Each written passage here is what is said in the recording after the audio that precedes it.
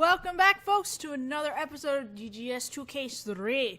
We have Enoch Drebber and Dr. Sif now on the stand, because Baroque's like, fuck the rules, I make them. So, right now we're just listening to Enoch Drebber about what happened 10 years ago that night, and he seems to be backtracking about his claims of what he saw that night. And we're here to press his testimony. Loud again? No, it's...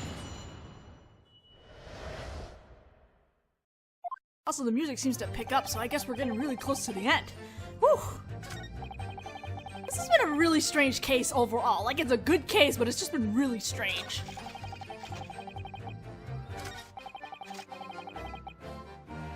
Oh, wait. Ah, I'm looking at the wrong thing. Whoopsies. Backtracking? We're on the third statement, yes?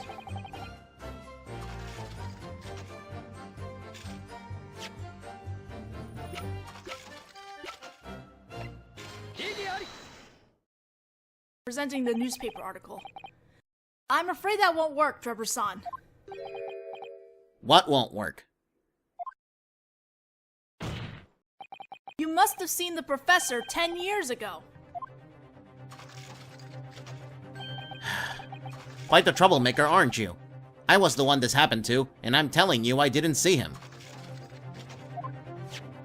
The scene depicted in this newspaper illustration was drawn based on what you witnessed that night. The figure rising from the grave is wearing an iron mask.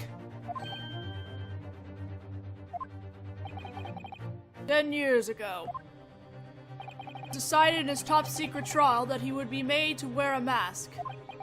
There's no way that mask would have been removed during his execution or burial. No one but those employed by the prison were allowed to look upon the serial killer's real face. And actually, these details were never made public. And there you have it, Drebber-san. Ah! There's no way you, a student at London University, should have known about the mask.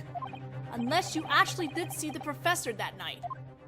It would have been impossible for that mask to have been included in this illustration. Ooh. Take that. Order! Order! Well, witness?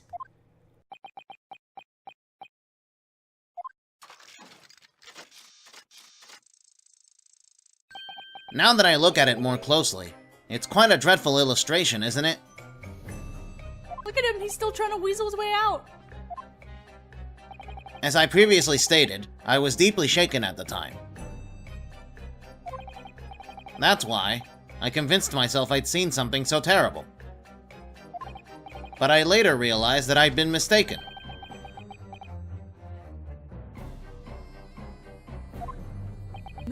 Mistaken? Very well, then witness. Kindly amend your testimony to include the specifics about your so-called mistake. I don't think Baroque's convinced. Yes, I most certainly will.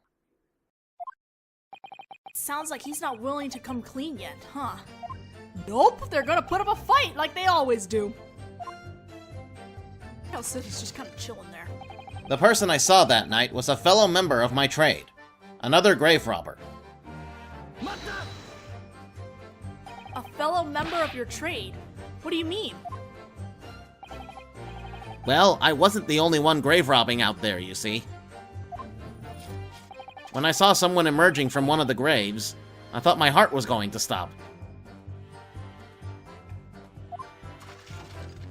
That's why I saw that terrifying scene. So you're saying the person you saw was actually just a fellow London University student, looking to earn some pocket money of their own. The forensic pathology students have been known to wear metal masks when practicing autopsies to prevent the inhalation of pathogens. It must have been one of those lot with his face hidden, and that's what made me think I'd seen that.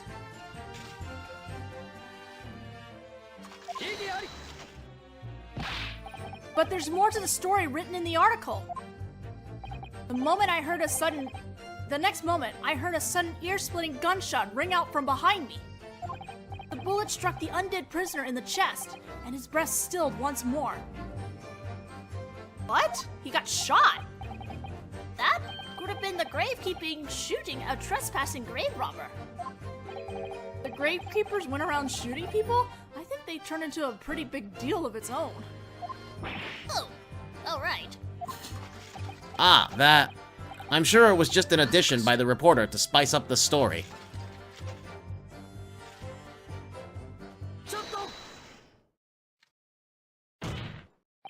Is everything alright, Madame Roussaud? You seem to be really laying into poor Holmes-san over there.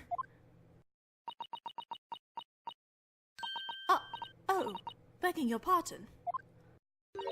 I just had a thought. Looks like the testimony Juror-san just gave caused you to think of something. I simply thought it a bit curious. I wondered why Juror-san would say such a thing. Pardon me for asking, madam, but what is that supposed to mean? It's simply that, when I met you in the university lab 10 years ago, you told me quite a bit about what had occurred in the cemetery. Perhaps you recall? You mentioned the gunshot as well. Now, just one moment there. Who said you could say something so irresponsible?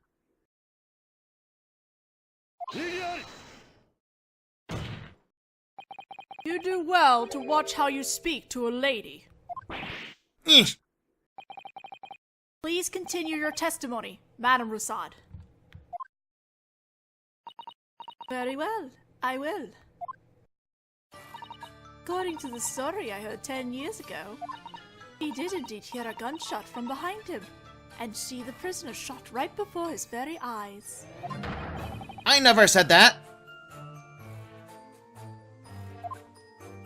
Oh, but you told me in such detail that day. My god, Roussaud's a troll. About the iron mask the prisoner was wearing, and how when the prisoner collapsed, he was splattered with the backsplash of his blood. Shut your mouth! Shut it, I say! It's all lies! That's enough. Mr. Drebber. Yes? Do you deny what Madame Roussaud just said?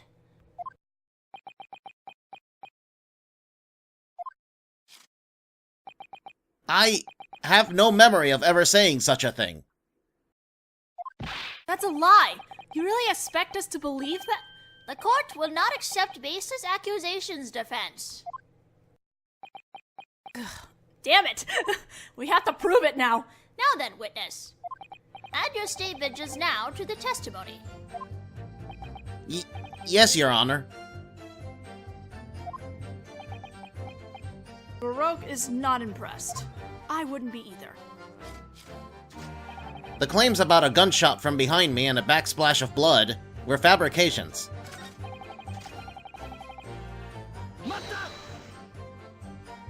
That lady was Madame Roussaud?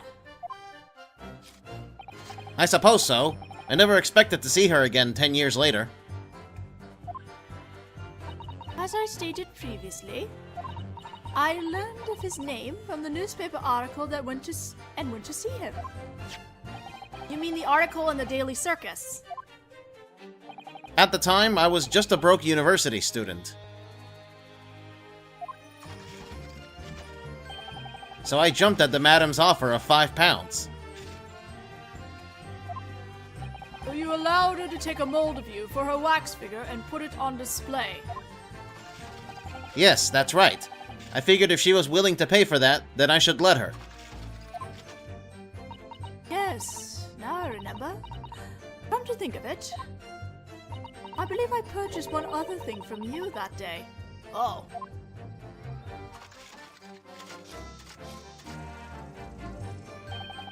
Indeed? I'm afraid I don't remember. What else did you buy from him? His camera. Oh! A camera. Ah, yes. I always carried one when I went to the cemetery. A camera to the cemetery? Why would you do such a thing? Is there even enough light for you to take a picture? The camera was to record information about which graves I'd exhumed bodies from. But I had no intention of returning to the cemetery again, so I sold it.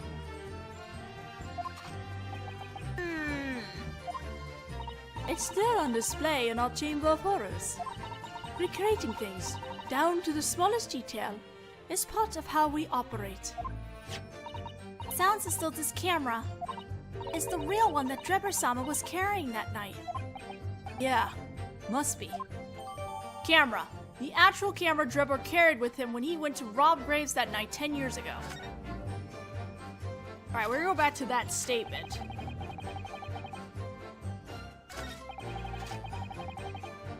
Statement about how the whole blood thing was a fabrication. Before we present it, we do need to examine the camera first, so let's look at it.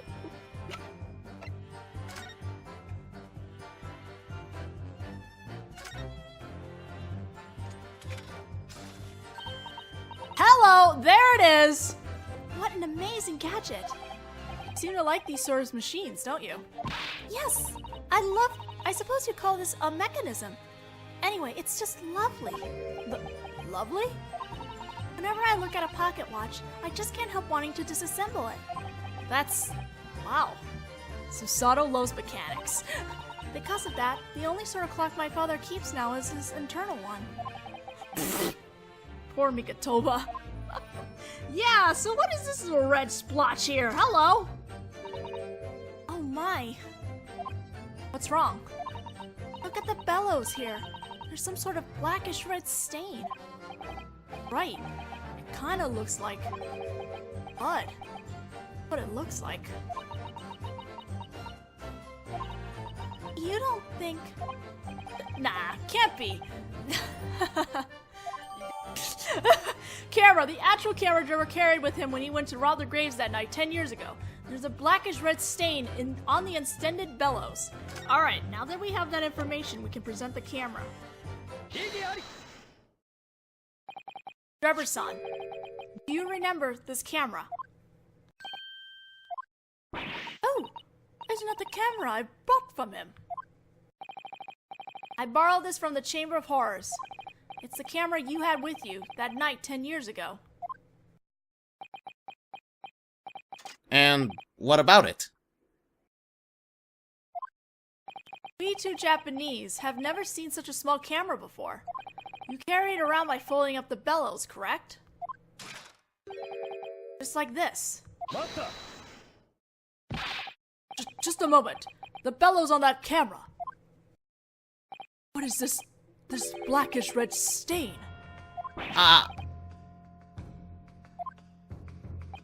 Yes, there are obvious traces left behind on the bellows. Wait, so then... Yes, it appears to be traces of blood. Scientific testing will know for certain. Isn't that right, Dr. Sapph? She's just like, huh? Sorry, I was taking a nap. It would be difficult to say for certain whether the blood was human or not, but... as for whether it's blood or not, it is possible to determine that. That means Madame Rousseau's testimony was correct. That night, 10 years ago, you caught the back splatter of his blood on you. Well... And then you saw the masked prisoner rise from the dead. Yeah.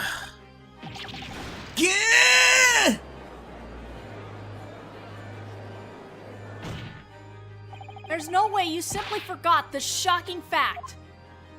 In other words, you were trying to hide the fact that you really did see the professor that night. Why would the witness do such a thing? Naturally, it wasn't for his own sake.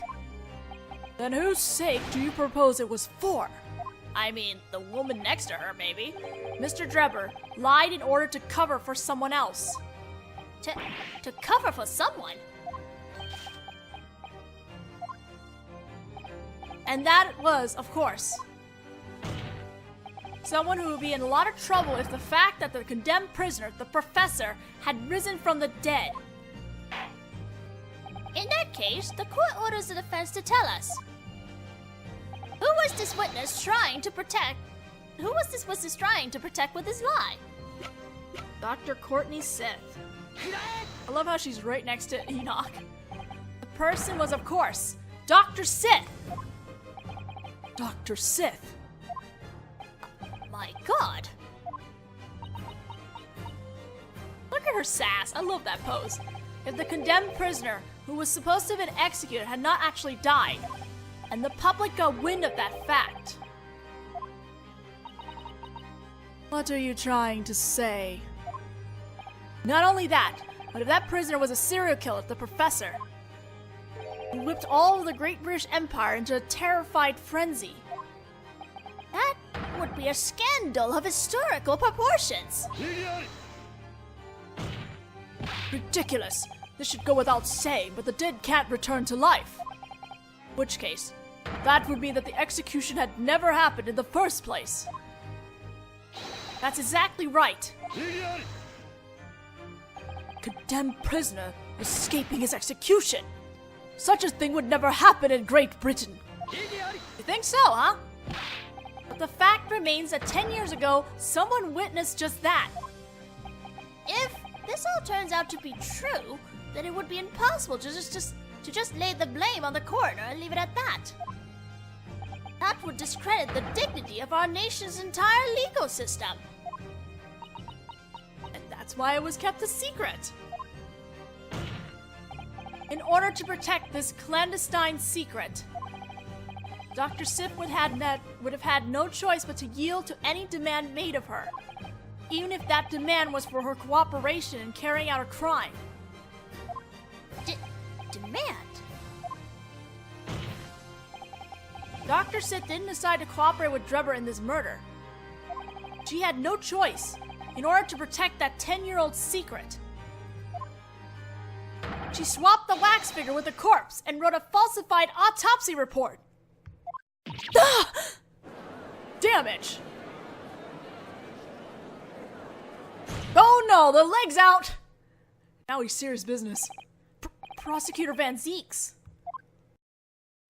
For the impropriety of suddenly bringing out the Lord's chalice and my various other trespasses, I must beg your indulgence. When did you...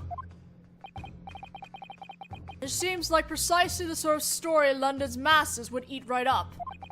A serial killer, the dead returning to life, a cover-up by Scotland Yard in a major scandal, is it? In that case, allow me just one question. Yes? If you intend to claim that the risen prisoner was shot that night in his grave, who on earth do you propose shot him? Well, I don't see anyone right now who could have done it. Considering the situation, I don't believe we currently have enough information to pursue this line of reasoning. I think you're right. The Supreme Court is not a place for the weaving of fantastical tales. This is bad? Besides, Japanese boy, have you not considered this? Consider what? Just how dangerous it would have been for anyone to attempt to threaten this woman into cooperating with the murder. Such an act would risk making one the enemy of not only Scotland Yard, but the whole British legal system. Indeed. Regardless how much you may claim that the goal was to get his hands on the research assistance funding. Performing such a blatantly hazardous illusion would just be laughable. Well, additionally, this was no accident. The victim was murdered. The victim was an investor, was prepared to share the profits of the endeavor with him in the future. I had no reason to want to kill Conrad Kingsley. After all, if he died, I wouldn't be entitled to a single penny. I believe you're all aware of our contract, are you not? The contract does indeed state just that. It's true. I can feel violent determination behind this murder. Threaten the head of the scientific investigation unit into cooperating with him after all. Can't imagine he would take such a risk simply for some research support funds that he wasn't even sure he'd get. Besides, if it was really the funding he was after, there's no way he would have taken Kingsley-san's life. Which means that it wasn't the money Enoch Drebber was after. It was to kill Conrad Kingsley. What on earth could his motive have been? Time's up, defense. We do have that evidence sitting in our court records. This is your final chance before the verdict is handed down. Been a lot of final chances here. You better be able to pick up your claim with evidence. Why would this engineer be so determined to bring his plan to fruition that he was willing to drag the whole nation into it? The court cannot entertain baseless conjecture this late in the trial. Therefore, we order the defense to present evidence. Just who was Mr. Kingsley to Enoch Drebber? Still a connection here that we're not seeing. I'll need 2 pieces of evidence in order to prove that. Alright, I know one of them, and then the other one is we're proving a certain signature. I'll tell you that. Very well. Evidence that proves a connection that acts as the motive for him to have murdered the victim is... First, we're going to present the newspaper article. It's this newspaper article. The 10-year-old article. What about it? Ridiculous!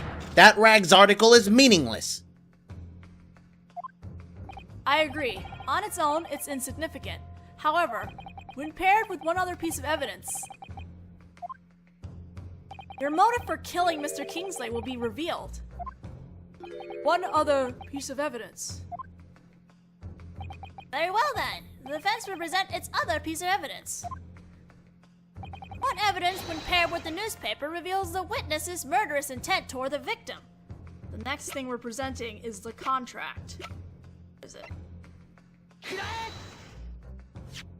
I have here the contract. The one made between you and Mr. Kingsley. Yes, exactly.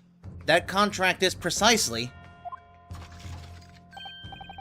what proves the fact that I held no murderous intent toward the victim. No, I'm afraid not. What? There's one thing in common between this contract and this article. Something in common. And that commonality is exactly what proves the reason you killed Conrad Kingsley. Seems we ought to hear the defense's claim out to the very end. In that case, defense, indicate it. What do the newspaper article and the contract have in common?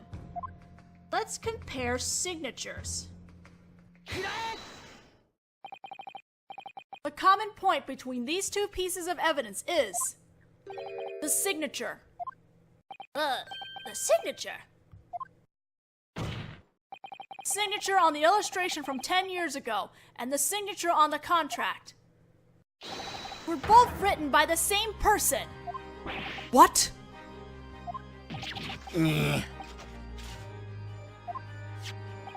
years ago, the illustration in this article was drawn by the journalist who was interviewing Drebber-san. If you look closely, the journalist put a tiny signature on the illustration. Elder Minigan, excuse me. And then we have this contract that was written up a year ago. And here is Mr. Kingsley's signature again. You're right. It's the same signature. He's got nice handwriting. In other words, the journalist who wrote the article and drew the illustration 10 years ago was our victim, Mr. Conrad Kingsley. Ooh. Woo! It just sunk to the ground. But why is that significant? How does this constitute a motive for this witness to murder Kingsley? Please think back for a moment. Think back to the testimony Drebber-san gave regarding this article. Grave robbing? Yes. I dig up bodies that had just been buried and sell them. How utterly sacrilegious. Yes, well, you may rest assured knowing that I was harshly punished for my actions. The Daily Circus, they dug up my name and printed it. That caused all sorts of trouble, and I had no choice but to withdraw from the university. The only newspaper that mentioned me by name was that one.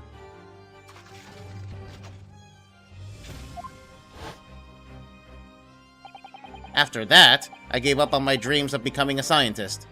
Well, to be honest, that article was the reason.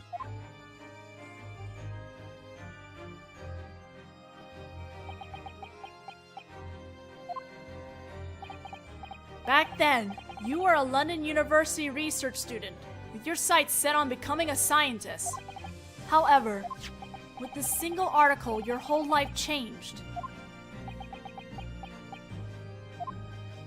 So Mr. Kingsley was the journalist in question. Indeed.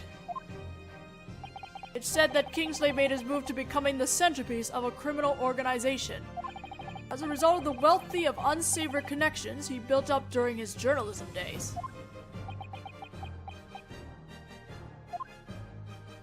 Gave up on your dreams, dropped out of school. You lost everything. And so, you fell into the dark side of the science community. The person who wrote the article that ruined your life was Mr. Kingsley. Stop!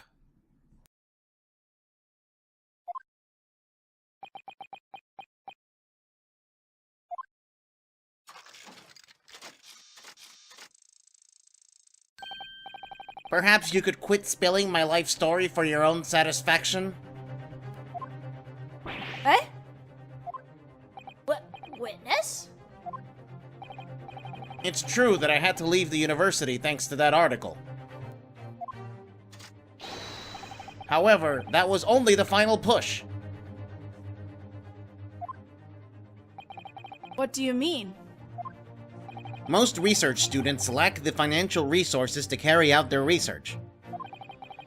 Even if they persevere and manage to formulate a theory, they end up targeted by the cheats of the world. At some point, those theories get stolen, and end up patented by other people. How dreadful. Those who are able succeed as a scientist in the midst of that, and make a name for themselves. Are a mere handful of geniuses with Lady Luck firmly on their side. I'm not a genius, and therefore...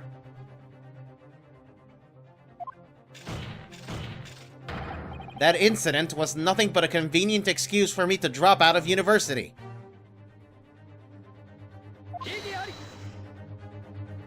Drebber-san, is that what you truly believe in your heart of hearts? Obviously!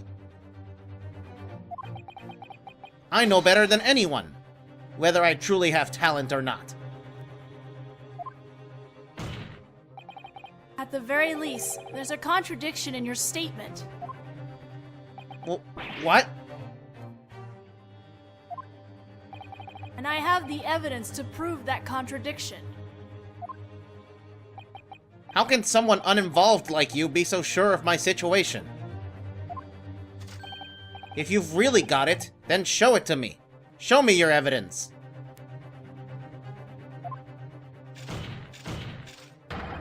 What's wrong with dropping out of university if you know you don't have any I talent? can save. Well, unfortunately, we're going to have to leave this hanging until the next video because we are unfortunately out of time. But we are pretty close to the end, and I want to say probably 2 more videos in this case will be done. Holy crap. But yes, we will present the evidence in the next video. I'll see you guys then.